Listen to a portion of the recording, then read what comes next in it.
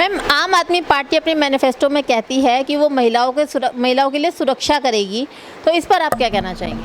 मैं ये कह रही हूँ कि केजरीवाल सरकार अगर महिलाओं की सुरक्षा न करे तो ही अच्छा है, क्योंकि उनकी जो पहले महिला आयोग की अध्यक्ष थी स्वाति मालिवाल, उनके साथ सीएम ऑफिस पे ही वहाँ जाके मारपीट हुई। तो इससे अच्छा तो बल्कि वो सुरक्षा ना दे तो ही अच्छा है।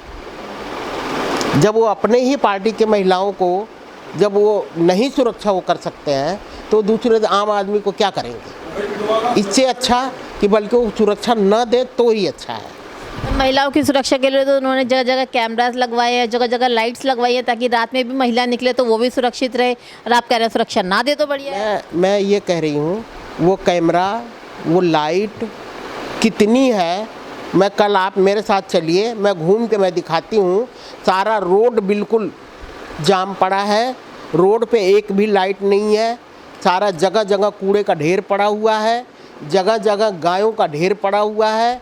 और मैं ये बता दूं कि कहीं भी सुरक्षा नहीं है। गलियों में भी महिलाओं के मोबाइल छीने जाते हैं, मोबाइल के महिलाओं के चेन छीनी जाती है। मतलब कहीं भी महिला सुरक्षित नहीं है। कहाँ महिला सुरक्षित है ये केजरीवाल सरकार ही बता सकती है। नमस्कार, मैं वंदना अग्रवाल और आप देख रहे हैं राइट इंडिया प्लस। मौजूद हैं इस वक्त हम बदरपुर विधानसभा के हरिनगर वार्ड में, और आज बातचीत करने के लिए हमारे साथ बीजेपी की नेत्री उषा सिंह जी मौजूद हैं। इनसे बातचीत करते हैं। लोकसभा चुनाव जैसे नज़दीक आते जा रहे हैं, तो लोकसभा चुनाव को लेकर बीजेपी की कितनी तैयारियाँ बदरपुर विधानसभा में हुई है, चलिए इनसे बात करते हैं। मैम, सबसे पहले स्वागत है आपका राइट इंडिया प्लस पे। वंदना जी, आपका और आपके पूरे टीम का बहुत बहुत धन्यवाद जो आपने मुझे इस चैनल पे बुला के और सवाल जवाब करने का मौका दिया, इसके लिए बहुत बहुत धन्यवाद आपको।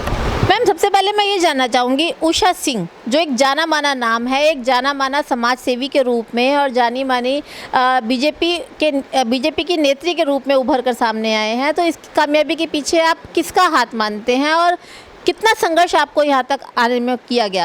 आपने मैं आपको बताऊं कि मैं तब से यहाँ पे झंडा डंडा उठा रखी हूँ बीजेपी का। जब से यहाँ पे कोई झंडा डंडा उठाने वाला था नहीं, तब से मैं यहाँ पे काम कर रही हूँ। और काम करते करते मुझे लगभग 30 साल हो गए और काम लगातार मैं करते ही आ रही हूँ। और इसमें मेरे पति का और मेरे परिवार का बहुत बड़ा सहयोग रहा है, जिससे मैं यहाँ तक पहुँची हूँ और समाज में मेरा नाम है और लोग मुझे जानते हैं कि मैं समाज सेवी हूँ और एक राजनीतिक कार्यकर्ता हूँ। इसके साथ साथ मैम आप एक गौ रक्षा समिति संस्था भी चलाती हैं, तो उसके बारे में बताएं। हाँ, मैं गौ रक्षा समिति मैं रजिस्टर्ड करवा रखी हूँ और मैं उसको चलाती हूँ। अब तक मैंने सैकड़ों गायों का जो खुले प्लॉट में बच्चा दे देती हैं, कोई उसका देख रेख करने वाला नहीं है, मैं उनकी सेवा करवाती हूँ। अभी कल की बात है, एक गौ माता तड़प रही थी रोड पे और उनके लिए जो व्यवस्था करवाया, दवाई की व्यवस्था करवाया, पानी की खाने की व्यवस्था करवा के और लोग हमारे जो गौ रक्षक हैं वो जाके वहाँ पे उनकी सेवा किए और गौ माता ठीक हो गई। तो मैं यहाँ के विधायक जी से मैंने एक बार ये भी बोला था कि साथ में हर विकास के साथ में यहाँ एक गौशाला भी होनी चाहिए। और बहुत ज़मीनें ऐसे पड़ी हैं सरकारी जहाँ की गौशाला होनी चाहिए। तो उन्होंने तो नहीं, लेकिन उनके लोगों ने मना कर दिया कि यहाँ गौशाला की ज़मीन नहीं है।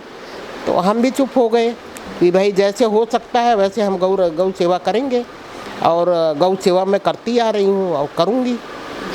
मैम, लोकसभा चुनावों को लेकर आपके इलाके में बीजेपी कितनी तैयार है?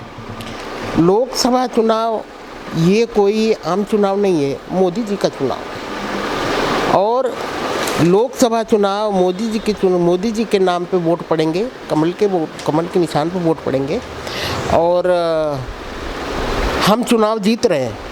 इतना नहीं, पूरे दिल्ली में हम 7 सीट जीत रहे हैं और 7 सीट हम जीत के दिल्ली में फिर से हम मोदी सरकार बनाएंगे। और इतना नहीं, पूरे देश में हम जीतेंगे और जीत के मोदी सरकार बनाएंगे। मैम, दक्षिण दिल्ली सीट पर इंडिया गठबंधन एक बहुत बड़ी चुनौती है, क्योंकि उसमें दो बड़ी बड़ी पार्टियों का आपस में गठन है। बीजेपी को यहाँ पर कहीं ना कहीं चोट दे सकती है। मैं बताऊं, गठबंधन कहीं का भी नहीं रहेगा। गठबंधन कहीं का भी नहीं रहेगा। हम अपने बदरपुर विधानसभा से बता रहे हैं कि कम से कम हम 2.5 लाख वोटों से प्लस जा रहे हैं। और क्योंकि क्षेत्र में मैं भी घूमती रहती हूँ और देखती रहती हूँ, लोगों की बातें सुनती रहती हूँ, तो मुझे भी पता लगता रहता है। बाकी हर जगह का जितना जन समर्थन मिल रहा है बीजेपी को, उतना किसी और पार्टी को नहीं देखा जा रहा है। इसलिए हम गठबंधन के बारे में कुछ नहीं कह सकते। गठबंधन कहीं का भी नहीं रहेगा। गठबंधन जहाँ का है वहीं का धरा रह जाएगा। बाकी केजरीवाल के बारे में आप सबको पता है, सारी पूरी दुनिया को पता हो गई है कि केजरीवाल जी के कारनामों के बारे में, और इसलिए उनसे पब्लिक नाराज़ है और वोट नहीं पड़ेंगे। आज भी अभी मैं सुन रही थी, ऑटो पे एक वो बज रहा था कि 18 साल से ऊपर के महिलाओं का, लड़कियों का वो 1000 रुपये पेंशन मिलेगी। अभी तो वो विधानसभा में विधायक पेश हो गया। अब कहाँ हो गया वो मुझे बता दें, मैं फार्म भरवाऊँ लोगों का, मैं लोगों का फार्म भरवाऊँ, लोगों को करवाऊँ, बता दें हमें कहाँ पे हो रहा है। मैम, सईराम पहलवान जो कि लोकसभा से उम्मीदवार हैं आम आदमी पार्टी के, तो वो अपने सीधेपन और कामों के लिए जाने जाते हैं। तो कहीं ना कहीं जो यहाँ लोकसभा प्रत्याशी हैं बीजेपी के रामबीर बिदुड़ी जी, उनको नुकसान हो सकता है उनसे। देखिए, मैं आपको बताऊं, सीधेपन से काम नहीं चलता और काम करके भी काम नहीं चलता। सीधी सादी मैं भी हूँ, काम मैंने भी किया, मुझे क्या मिला? मुझे कुछ नहीं मिला। इसलिए मैं कह रही हूँ कि रामबीर बिदुड़ी जैसा नेता होना मुश्किल है। और यहाँ से जीत के रामबीर बिदुड़ी जाएंगे दक्षिणी दिल्ली से, और आम आदमी पार्टी का कहीं नामो निशान नहीं रहेगा। सहीराम पहलवान जी आज तक तो कोई जानता भी नहीं था, हमारे क्षेत्र में तो कोई जानता भी नहीं था। नाम सुना था लेकिन जानता नहीं था। लेकिन अब जो आए हैं तो मुझे नहीं लगता है कि वो जीत के जाएंगे। यहाँ से रामबीर बिदुड़ी जी के भाजपा की सीट निकल रही है और भाजपा ही जीतेगी। अब की बार 400 पार, ये नारा कितना कामयाब होता नजर आ रहा है? ये नारा बिल्कुल सही लगा है और 400 पार जाएगा, बिल्कुल सही नारा लगा है। और हम तो ये करें, मोदी जी के काम को देखते हुए उनकी उज्ज्वला योजना, जनधन योजना, लाडली योजना, जितनी सुकन्या योजना, जितनी तारीफ कर लो, जितने कामों की उनकी सराहना कर लो, सब कम है।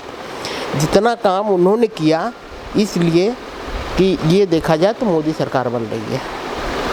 लेकिन मैम, बदरपुर में रामबीर सिंह बिदुड़ी जी का जोरदार विरोध होता नजर आ रहा है, तो इसका खामियाजा कहीं ना कहीं बीजेपी को भुगतना पड़ेगा। आप हमें ये बताएं कि जहाँ जनसभा हो रही है, जहाँ कोई प्रोग्राम हो रहा है, वहाँ जन सैलाब उमड़ रहा है। इतनी भारी भीड़ हो रही है, उनको इतना समर्थन मिल रहा है, यहाँ से लेके मतलब मांडी गांव तक, चाहे और आगे तक, सब जगह से उनको इतना सब जगह समर्थन मिल रहा है। तो मैं कैसे कह दूं कि उनका विरोध है? और रह गई बदरपुर में तो उन्होंने काम किया है, उनका विरोध कैसे होगा? मैं तो नहीं मान सकती इस बात को, तो उनका विरोध होगा। मैम, आज हर तरफ एक आवाज़ चल रही है, अब की बार मोदी सरकार। तो लेकिन मैं ये जानना चाहती हूँ, मोदी सरकार ही क्यों? केजरीवाल सरकार क्यों नहीं? कांग्रेस सरकार क्यों नहीं? आप ये बताइए, कांग्रेस सरकार में, कांग्रेस में है कौन? कांग्रेस में है कौन? आप ये बताइए। राहुल गांधी जी को आप बोल रहे हैं? उनको युवा नेता बोलते हैं आप लोग। 55 साल के युवा नेता हो गए, तो हम लोगों को क्या कहेंगे? अरे बताइए, कौन है कांग्रेस में? दूसरी बात ये बताइए कि मोदी सरकार को जो आप लोग कह रही हैं, मोदी सरकार ने, उन्होंने काम किया है, काम के दम पे आ रहे हैं कांग्रेस में। या केजरीवाल को जो कह रहे हैं, केजरीवाल अभी 3 दिन पहले तो जेल में से छूट के आए। सारा जगह घोटाला ही घोटाला। उन्होंने आज तक कोई फ्लाईओवर नहीं बना, आज तक कोई नई डीटीसी बस नहीं चली है। तो उन्होंने क्या काम किया दिल्ली में? कोई कॉलेज नहीं खोला, कोई हॉस्पिटल नहीं खुला। 9 सालों में कोई काम हुआ? केजरीवाल सरकार कोई काम किया है 9 सालों में? एक भी काम नहीं हुआ। अस्पतालों का बुरा हाल है, स्कूलों का बुरा हाल है। स्कूलों में मैं भी एसएमसी मेंबर हूँ, मैं जाती रहती हूँ, देखती हूँ, स्कूलों का बुरा हाल है। बच्चों मतलब यहाँ तक कि सब जगह की अपेक्षा हमारे दिल्ली का रिज़ल्ट जो आया है वो बहुत ही घटिया रिज़ल्ट आया है। जो बच्चों का स्कूलों के बच्चों का रिज़ल्ट आया है 10th का 12th का, बहुत ही घटिया रिज़ल्ट आया है। ये किसकी वजह से आया है? केजरीवाल सरकार की वजह से। मैम, जैसे लोकसभा चुनाव नज़दीक आते जा रहे हैं तो हमारे श्रोताओं के लिए आप कुछ अपील करना चाहेंगी बीजेपी की तरफ से? मैं ये कहूँगी कि आप लोग अपने श्रोताओं से या क्षेत्रवासियों से मैं यही कहूँगी, प्रत्याशी चाहे कोई भी हो, हमें कमल का निशान देखना है, हमें मोदी सरकार देखना है। ठीक है, मोदी सरकार देख के कमल के निशान पे हमें बटन दबाना है, हमें वोट करना है ज़्यादा से ज़्यादा। कहते हैं ना कि पहले मतदान फिर जलपान।